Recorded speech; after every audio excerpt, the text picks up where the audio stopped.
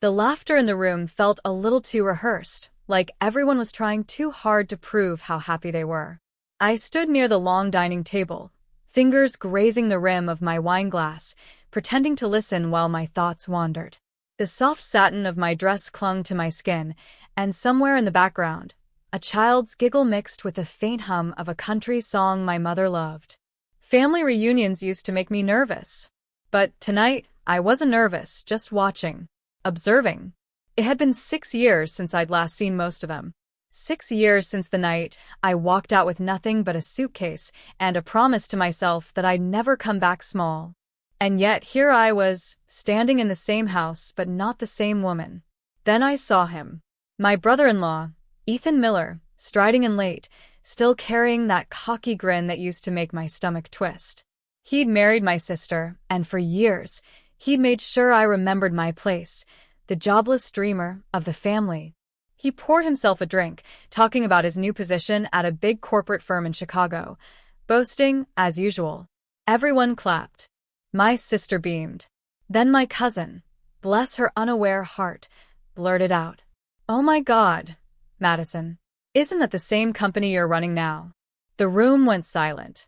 Ethan froze, his glass halfway to his lips. His eyes met mine, confusion first, then realization. I smiled, slow and steady. "It is," I said softly. "Welcome to the team, boss." The color drained from his face. If I'm being honest, that moment, watching Ethan's face go pale, was years in the making. 6 years ago, I was just Madison, the girl with too many dreams and not enough direction. I'd just lost my job at a small marketing agency in Austin. My lease was ending. My savings were gone. And when I came back home for a few weeks, my sister and Ethan made sure I knew exactly how much of a failure I looked like. I can still remember that night. The storm outside, the flicker of lightning through the window, and my father's silence as Ethan spoke for everyone. "You're 26, Maddie," he said, voice dripping with that fake concern he'd mastered. "Maybe it's time you stop chasing fantasies and start being realistic. Not everyone's meant to lead." I swallowed hard, my fingers curling around the edge of my chair. My sister, Vanessa, avoided my eyes. Mom just sighed. Dad cleared his throat, but said nothing. "You know," Ethan added with that smug smile, "Vanessa's company could use an assistant. You'd finally have something stable. A real paycheck." That word, assistant, burned through me like acid. Not because it was beneath me, but because he meant it to be. I remember walking out into the rain after that, my suitcase half-zipped, my tears blending with the downpour. I didn't even have a car, just my old college duffel and a bus ticket to nowhere. And then, as I stood by the stop sign, my grandmother's voice echoed in my head, her last piece of advice before she passed. "When they tell you you're not enough, don't argue. Just prove them wrong." That night, I opened the small box she'd left me. Inside was her old gold bracelet, engraved with one word, "Rise." It was tarnished and scratched, but it glowed faintly under the streetlight. I slipped it on, whispering, "Okay, Grandma, watch me." I didn't have a plan, but I had anger, the kind that doesn't destroy but builds. I bought a one-way ticket to Chicago with the last $200 I had. Slept on a friend's couch. Took freelance work nobody wanted. Some nights, I cried until my voice gave out. But every morning, I touched that bracelet and reminded myself, "Rise." That word became my heartbeat, my armor. And with every rejection email, every sleepless night, every lonely dinner, I wasn't breaking anymore. I was becoming. Chicago didn't welcome me with open arms. It greeted me with freezing winds, rejection emails, and a kind of loneliness that sat heavy in my chest. But I'd promised myself one thing. I wouldn't go back home until I had something to show for it. My first job wasn't glamorous. I worked in the back office of a digital marketing startup, answering phones, scheduling meetings, cleaning up other people's coffee spills. But I watched. I learned. Every spare minute, I studied marketing analytics, branding psychology, leadership podcasts, anything I could get my hands on. The CEO, a sharp, middle-aged woman named Caroline Brooks, noticed. She was everything I wanted to be. poised, unshakable, and unapologetically successful. She saw something in me no one else ever had. One evening, as I was tidying up after a long pitch meeting, she looked at me over her glasses and said, "You're not meant to stay behind that desk forever, Madison. Keep your head down now, but one day, you'll walk into rooms people never thought you belonged in." I didn't know it then, but Caroline became my mentor, the one person who believed in my potential before I even understood it myself. Over the next few years, I rose, slowly, painfully, beautifully. First as a marketing coordinator, then a project lead, then a campaign manager. There were nights I slept in the office. Nights I cried in the elevator after being underestimated, talked over, or dismissed, just like before. But I learned to channel every ounce of hurt into focus. Every no was another reason to keep climbing. My first big break came when one of my ad campaigns, a social rebrand for a women's wellness company, went viral. Overnight, our client base tripled. Caroline called me into her glass-walled office, smiled, and said, "Congratulations, Director Hayes. You've earned it." That title, director, hit differently. It wasn't about money. It was about respect. From there, everything changed. New investors. New partnerships. My name started circulating in rooms I hadn't even stepped into yet. And when the company merged with a global corporation last year, I was promoted again. Regional Director for the Midwest Division. Ironically, that same corporation recently acquired a smaller branch, one where Ethan Miller had just been hired as a senior manager. I didn't tell anyone back home. I barely posted online.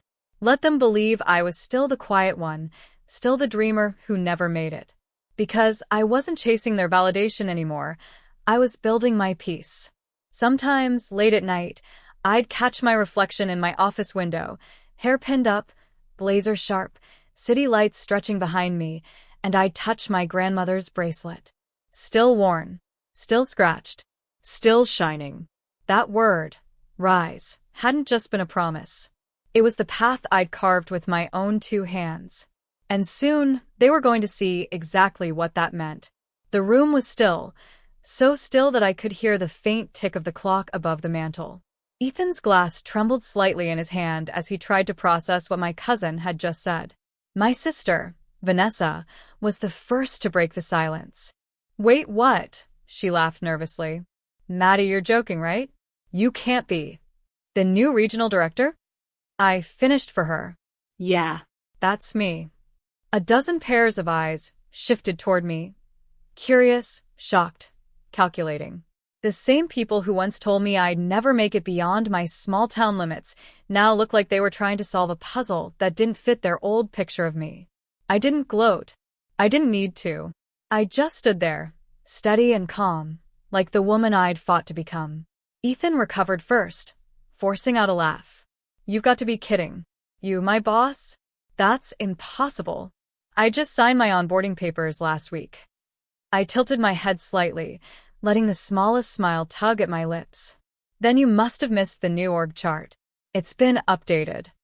His jaw tightened. He looked toward Vanessa, then back at me, as if waiting for someone to tell him it was all a bad joke. But no one spoke. Across the table, my mother finally whispered, "Madison, why didn't you tell us?" I took a slow breath. Because it wasn't about proving anything anymore. Not to you, not to him. I just needed to build a life that didn't depend on your approval. The words didn't come out bitter, just honest. And that honesty seemed to sting more than any accusation could.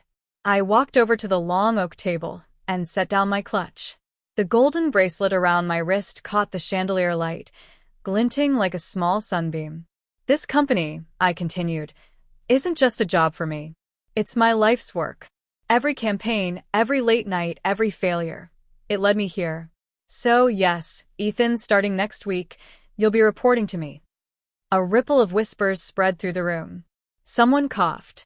My aunt murmured, "Well, I'll be damned." Ethan's face had gone blank, but I could see the storm brewing behind his eyes, humiliation wrapped in disbelief. "You planned this," he muttered. "No," I said softly. "I earned this." I turned to Vanessa then. Her expression was unreadable, somewhere between pride and panic. "You knew how he treated me back then?" I said quietly. "You heard every word. You just didn't want to make waves." She swallowed hard. "I didn't think he meant to." "He did," I interrupted gently. "And you let him." The silence that followed was heavy, but it wasn't mine to carry anymore. I glanced around the room. The walls were lined with old family portraits, smiling faces frozen in time. But for the first time, I didn't feel like the outsider looking in. Caroline's voice echoed in my mind. "You'll walk into rooms people never thought you belonged in." And here I was, not asking for a seat anymore, but owning the entire table. Ethan finally muttered, "So, what happens now?" I took my time answering. I wanted my voice to stay calm, grounded, undeniable. "Now? We work together. Professionally. Respectfully.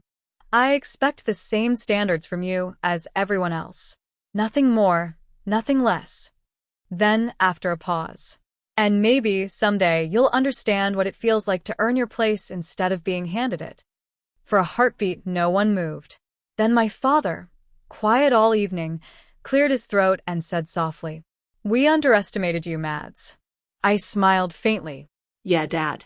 But I never underestimated myself. And with that, I picked up my glass, raised it slightly, and said the only toast that felt right. To lessons, the kind that take years to learn, but last forever. As I took a sip, Ethan looked down. Vanessa blinked back tears. And for the first time in my life, I wasn't the one trying to fit into the family picture. I was the picture. The reunion ended early that night. People started making excuses, early flights, long drives, babysitters waiting at home. But I knew what it really was, discomfort. No one quite knew how to act around me anymore. And for once, that was fine. The next week, I returned to Chicago.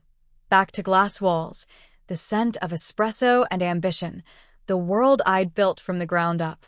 I walked into the 27th floor like it was home. My office overlooked the skyline, steel, light, and sky colliding into something that looked a lot like freedom. 3 days later, HR sent me a notification. "Ethan Miller, onboarding complete. Reporting to Regional Director Hayes." I remember staring at the screen for a moment, the corners of my mouth lifting just slightly. Not out of spite, but closure. He arrived that Monday, carrying the same overconfidence I remembered, but this time, it cracked around the edges. He knocked, hesitated, and stepped into my office. "Madison," he said stiffly. "Director Hayes." "Ethan," I replied, motioning to the chair. "Have a seat." The silence between us stretched. The city glowed behind me like a living thing, vibrant, restless. "Look," he started, "about the reunion. We're not here to talk about that," I said calmly. "We're here to talk about performance, expectations, leadership." He blinked, unsure whether I was joking. I wasn't. I opened the folder in front of me. "You've got potential, Ethan. But you've coasted on confidence for too long. That doesn't work here. My team earns everything. If you're staying, you'll need to relearn what that means." His pride bristled, but he nodded. "Understood." "Good," I said. "Then we'll start fresh. I'll mentor you directly for the first quarter. You'll shadow projects, handle client briefs, and rebuild your leadership approach, respectfully." He hesitated, then asked, "Why are you doing this? After everything I said to you, you could make this hell for me." I looked him dead in the eye. "Because making it hell for you doesn't heal me," I said quietly. "Growth does. And I'd rather be the person who breaks a cycle, not repeats it." He didn't have an answer for that. Just lowered his gaze, for once in his life, humbled. Over the next few weeks, I did exactly what I promised. I pushed him hard, held him accountable, challenged his ego, made him earn his spot. And slowly, I started to see something shift. Not just in him, but in me. At home, things changed too. Vanessa called one evening, her voice small, apologetic. "Mads, I should have defended you back then. I'm sorry." "Thank you," I said softly. "Just promise me one thing, never shrink for anyone again. Not even for love." We talked for hours. No yelling, no blame. Just honesty. The kind of healing you don't expect, but always hope for. A few days later, I placed my grandmother's bracelet on my desk. The engraving had faded a little, but I could still trace the word with my fingertip. Rise. It hit me then. Rising had never meant standing above anyone else. It meant standing within myself. Firm, grounded, unshakable. And as strange as it sounded, I realized Ethan's presence in my company wasn't a curse. It was a mirror. A reminder of how far I'd come, and how deeply I refused to fall back. A year passed. Sometimes I still caught myself thinking about that night at the reunion, the shock in their eyes, the silence that followed. But with time, the sharpness faded, replaced by something softer. Ethan grew into his role, surprisingly. The arrogance dimmed, replaced by quiet respect. He didn't call me Mads anymore. He called me director. Not out of fear, but because he'd learned what respect actually meant. One Friday evening, after a long strategy meeting, he lingered by the doorway. I don't say this much, he began awkwardly, but thank you. You didn't have to give me a chance. I smiled faintly, setting down my pen. Everyone deserves one, I said. Even people who once made us doubt ourselves. He nodded and left. And for the first time since I'd known him, his shoulders looked lighter. A few weeks later, my family came to visit Chicago. My father insisted on seeing my office, the one he'd once said I'd never need because I'd marry someone successful. When he stepped inside, I saw pride flicker in his eyes, the kind that words can't quite carry. You did good, kid, he murmured, voice thick with emotion. Mom hugged me tight. Vanessa stood quietly by the window, tracing the skyline with her gaze. She wore her hair the way I used to, loose and free. You were right, she whispered, about not shrinking. I smiled. We both learned that lesson. That night, after they left, I stayed back alone in my office. The city pulsed below, headlights streaking across glass, the hum of life never stopping. I opened the drawer and pulled out my grandmother's bracelet. The metal was old, the engraving faint, but when I turned it toward the light, I could still see it rise. It wasn't just a word anymore. It was everything. I thought about the girl who once stood in the rain, clutching a duffel bag and a dream no one believed in. The one who left home in tears and returned years later, not for revenge, but for closure. She hadn't just risen. She'd bloomed. I fastened the bracelet one last time, smiling at my reflection in the darkened glass. You did it, I whispered. And you did it with grace. As the lights of the city shimmered behind me, I realized something profound. Success had never been about proving anyone wrong. It had been about proving myself right. And as I turned off the office lights, walking into the night air, my voice echoed softly, the kind of line meant for the final frame of a story. The reunion that once broke me became the day I took my power back, and I never gave it away again.